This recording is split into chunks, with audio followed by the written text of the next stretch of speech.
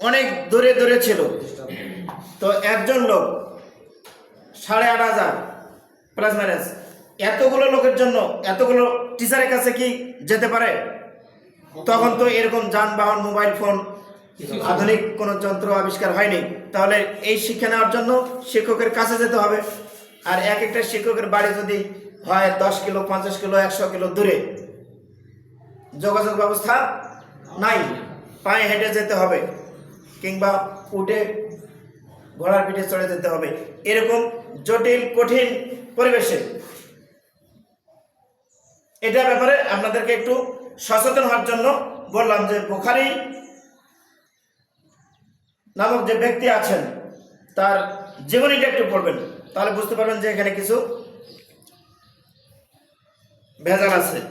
তো যাক, এখন আজকে যে বিষয় ইমান, ইমানটা কিভাবে হবে? ইমান আরবি কথা, বাংলা কি বললাম?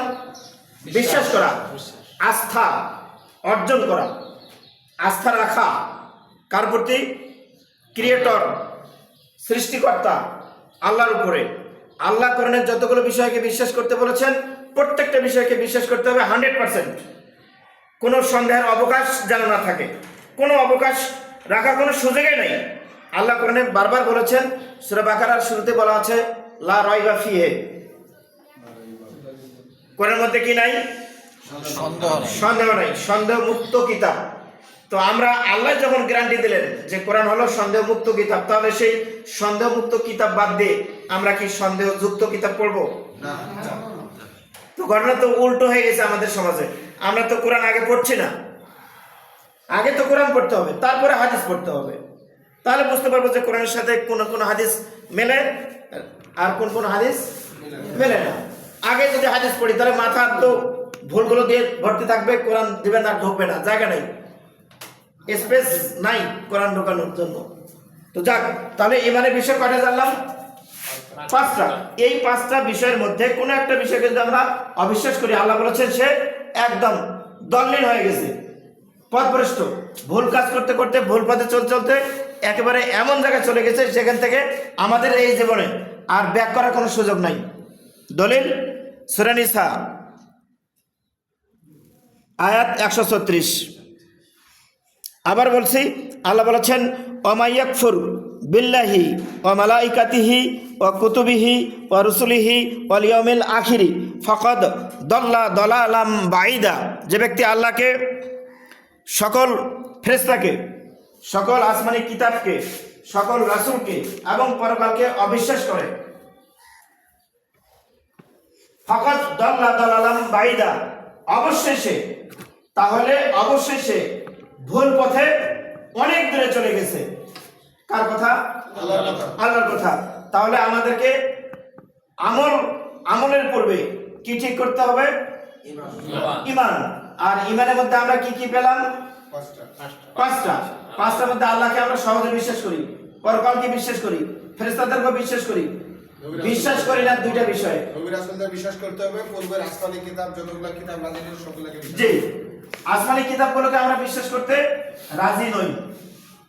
আর সকল রাসূলকে রাসূল বলে বিশ্বাস করতে আমরা রাজি নই। আমরা বিশ্বাস করি শুধু রাসূল মুহাম্মদকে। আর আসমানি কিতাবগুলোর মধ্যে শুধু বিশ্বাস করি শুধু কোরআনকে। শুধু কোরআনকে যদি আপনি বিশ্বাস করেন ভালো কথা, আপনি আপনার কোরআনকে বিশ্বাস করেন। আপনার কোরআনে বলা আছে অতীতের কিতাবগুলোকে বিশ্বাস করতে হবে। যদি আপনি অতীতের কিতাব বিশ্বাস না করেন তাহলে আপনার কিতাবকেও আপনি বিশ্বাস করলেন না। আর বিশ্বাস না করলে আমরা যত জনকল্যাণমূলক কাজ করি না কেন, আল্লাহ বলেছেন আল্লাহর কাছে তা গৃহীত হবে না। তাহলে আমাদেরকে আমলের পূর্বে কি করতে হবে?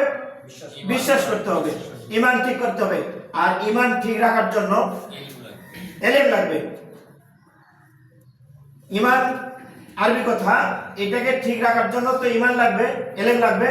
সেই ইলমটা আপনার আল্লাহর ব্যাপারে, পরকালের ব্যাপারে, রাসূলদের ব্যাপারে, ফেরেশতাদের ব্যাপারে এবং পরকালের ব্যাপারে কোরআনের অন্যান্য আয়াতে আল্লাহর নিদর্শন, আল্লাহর সৃষ্টি, আল্লাহর ব্যাপারে যতগুলো কথা বলেছেন, এই সকল বিষয়গুলো দলিল ভিত্তিক জানাকে বলে আকীদা। কি বলে? আকীদা। আমাদের দেশের লোকেরা ঈমান ঠিক করার আগে আকীদা ঠিক করে, বলে অমুক লোকের আকীদা ঠিক নাই। কি বলে? আকিদা ঠিক নাই। আকিদা শব্দের অর্থ হলো গিরা দেওয়া, গিরা বোঝেন? গিরা রশি আমরা গিরো না গিরা, হ্যাঁ গিরা দেই তো। তো যদি আপনি রশিতে কোনো কিছু বেঁধে রাখেন তাহলে কি সহজে হালকা বাতাসে কি এটা ছুটে যায়, চলে যায়? বাধা থাকে, আটকে থাকে, দূরে চলে যায় না, আলাদা হয় না। তো কোরআন আল্লাহ বলেছেন কোরআন বিশ্বাস করতে হবে। তো বিশ্বাস করতে গিয়ে আল্লাহর সৃষ্টির যে বিষয়গুলো কোরআনে বর্ণনা আছে, আল্লাহর সৃষ্টির যে বিষয়গুলো আছে, গ্যালাক্সি, এই যে চাঁদ, সূর্য, নক্ষত্র, উইদাউট পিলার, কি ছাড়া, খুঁটি ছাড়া, আর এগুলো যে কত কিছু আছে এগুলো কোরআনে বর্ণনা আছে। আমরা কিন্তু এগুলো সাধারণত শুনি না, আমরা কিন্তু এগুলো আলোচনা করবো, যেহেতু এ টু জেড আল্লাহর সৃষ্টির রাজ্য যা আছে সবকিছু আলোচনা করবো, কোরআনের সবকিছুর বর্ণনা আছে। তো দলিল ভিত্তিক যে কোনো বিষয়ে দলিল ভিত্তিক জ্ঞান অর্জন করাকে বলে আকীদা। মানে কোরআনে আয়াত আছে, এই বিষয়ে বিশ্বাস করতে হবে, এই কাজটা করতে হবে। আপনি দলিল ভিত্তিক জানলেন মানে গিরা দিলেন, এই গিরা দেওয়াটাকে কি বলে? আকীদা। তাহলে আগে আমাদের ঈমান ঠিক করতে হবে, ঈমানটা ঠিক রাখার জন্য যেন ঈমান ছুটে না যায়, এজন্য কোরআনের অন্যান্য আয়াত দিয়ে দলিল ভিত্তিক কোরআনের বিষয়গুলো জানাকে আকীদা বলে। তো আমরা কি আমাদের ঈমান আগে ঠিক করবো না আকীদা আগে ঠিক? ঈমান হলো ওই পাঁচটা বিষয়ের উপরে। এই পাঁচটা বিষয়কে যে বিশ্বাস করতে হবে এই ব্যাপারে কোরআনে অনেকগুলো আয়াত আছে। এই সকল আয়াত ভিত্তিক দলিল ভিত্তিক দালিলিক জ্ঞান অর্জন করাকে বলে আকীদা। ভালো করে বুঝেন আকীদাটা। আমাদের সমাজে কিন্তু বারবার যখন তখন অনেকে বলে এই লোকের আকীদা ঠিক নাই। আকীদা কি? হোয়াট ইজ আকীদা? আয়াত ভিত্তিক যে কোনো বিষয়ে দলিল ভিত্তিক জ্ঞান অর্জন করাকে আকীদা বলে। তো এখন কোরআনে যদি কোরআন প্রচারের কথা থাকে তাহলে দলিল কোথায়? দলিল সূরা মাইদা 67। আল্লাহ বলেছেন ইয়া আইয়ুহার রাসূল বাল্লিগ মা উনজিলা ইলাইকা মির রাব্বিক ওয়া ইল্লাম তাফআল ফামা বাল্লাগতা রিসালাতাহু আল্লাহু ইয়াসিমুকা মিনান নাস। এই হলো দলিল, কোরআন প্রচার করতে হবে। আল্লাহ বলেছেন হে রাসূল তোমার রবের নিকট থেকে তোমার কাছে যা নাজিল করা হয়েছে তুমি তা প্রচার করো। কি নাজিল করা হয়েছে? কোরআন। কোরআন যে নাজিল করা হয়েছে তার দলিল লাগবে না?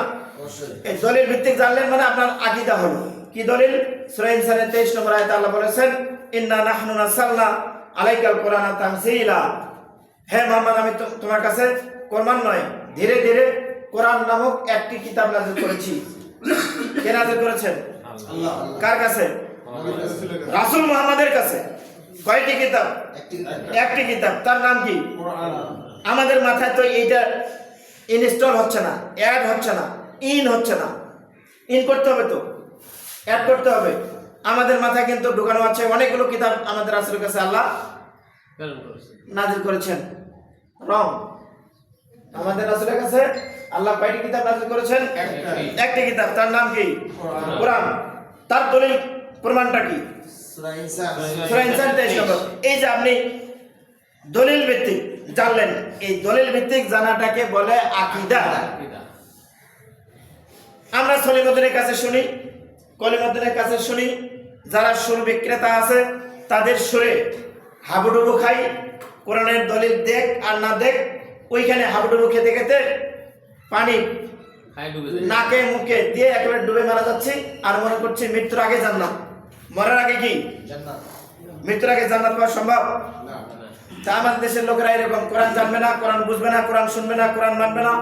কোরআনে একটা বিষয়ে 10 বার আছে, তাহলে কোরআন প্রচার তো 10 বারই বলবে। আমলের কথা যদি 1000 বার থাকে তাহলে 1000 বারই বলবে। যদি রাজনীতির কথা থাকে বলবে না? অর্থনীতির কথা থাকলে, রাসূলের প্রশংসা করার কথা থাকলে। তো এখন আমাদের সমাজের আমাদের বক্তারা বলে এই এলাকায় দরুদ চলে কিনা, মিলাদ চলে কিনা, মুনাজাত চলে কিনা। চললে বলবে, না হলে শোনেন নাই আপনারা? আমি শুনেছি, বারবার শুনেছি, অনেক বক্তাদের কাছে শুনেছি, কয় এই এলাকা কোন ধরনের, কোন স্টাইলে চলে, কাকে মানে, কি করে কি করে না, এইভাবে আগে একটু তথ্য নেয়, সেই তথ্য ভিত্তিক আলোচনা করে, তাহলে সুবিধা পাবে কিনা? অবশ্যই। আর কোরআন বলতেছে লি ইউযহিরাহু আলা দ্বীনি কুল্লিহি ওয়ালাউ কারিহাল মুশরিকুন ওয়ালাউ কারিহাল মুনাফিকুন ওয়ালাউ কারিহাল ফাসিকুন, কাফের, মুশরিক, মুনাফিক, ফাসিকরা যতই অপছন্দ করুক না কেন, কোরআনে যতগুলো বিষয় আছে সকল বিষয় উল্লেখ করতে হবে, প্রকাশ করতে হবে, প্রচার করতে হবে। দুনিয়ার কোনো মানুষকে ভয় করা যাবে না, কোন সমাজকে ভয় করা যাবে না। কোরআনে দোয়ার কথা বলা আছে, মোনাজাতের কথা আছে। আমাদের সমাজের অনেক লোক, অনেক বক্তা আছে যে কোনো কোনো এলাকায় গেলে মোনাজাত করে না, কি করে না, দোয়া করে না ইত্যাদি। আর কোরআন বলতেছে ইয়া আইয়ুহাল্লাযিনা আমানু উদখুলু ফিস সিলমি কাফা, সূরা বাকারা 208 নম্বর আয়াত। আল্লাহ বলেছেন, হে বিশ্বাসী লোকেরা, কোরআনে বর্ণিত যতগুলো বিধান আছে সকল বিধান মেনে চলো। কার কথা? আল্লাহ। দলিল সূরা বাকারা 208। আমরা কি কোরআন বিশ্বাস করব না? অবশ্যই। আমরা কোরআনে এই আয়াতে বিশ্বাস করি না।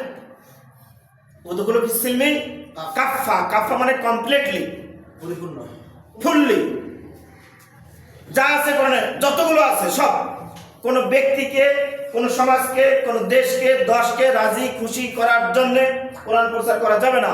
কোরআন প্রচার করতে হবে আল্লাহকে খুশি করার জন্য। রাসূলদের যে দায়িত্ব ছিল কোরআন প্রচার করা, প্রতিষ্ঠার উদ্দেশ্যে প্রচার করা, সেই দায়িত্ব পালন করতে হবে। তো আমাদের কাজ হলো এই যে জেনারেল শিক্ষায় শিক্ষিত 95% লোক